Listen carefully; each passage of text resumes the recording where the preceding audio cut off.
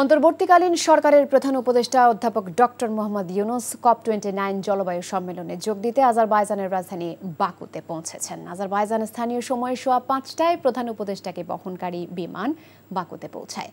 জলবায়ু সম্মেলন উপলক্ষে প্রধান উপদেষ্টা ১১ থেকে ১৪ নভেম্বর আজারবাইজানের সরকারি সফরে থাকবেন।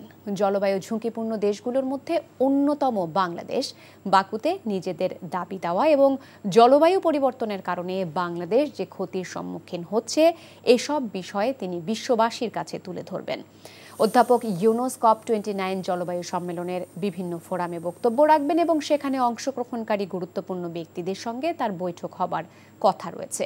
এর আগে সকালে প্রধান উপদেষ্টা ও তার সফর সঙ্গীদের বহনকারী বিমান বাংলাদেশ এয়ারলাইন্সের একটি ফ্লাইট হযরত শাহজালাল আন্তর্জাতিক বিমানবন্দর ছেড়ে যায়।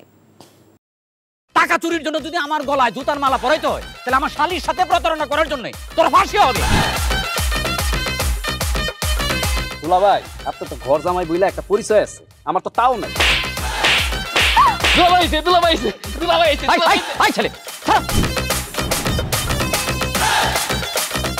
রাজনৈতিক ফ্যামিলির মেয়ে হয়ে ওই কাজ করবে। যারে পাবো আরে পিটাবো, রক্তের নেশায় ধরছে, রক্তের নেশায়, কাঁচা রক্তের নেশায় ধরছে। তোমার এই পলিটিক্স আমার বাম পকেটে থাকে। তোর বউরে ঝামেলা পাকাই। আমি তখন বিয়ে করিনি। দুইটার আমি গুলি করে মারু। মাসুদরা কোনোদিন ভালো হয় না। আপনার পোশাক দেখে কিন্তু আপনার তালুকদার বংশের লোক মনে হয় না আব্বা, আপনার মনে হয় যে আপনি ফকির বংশের লোক।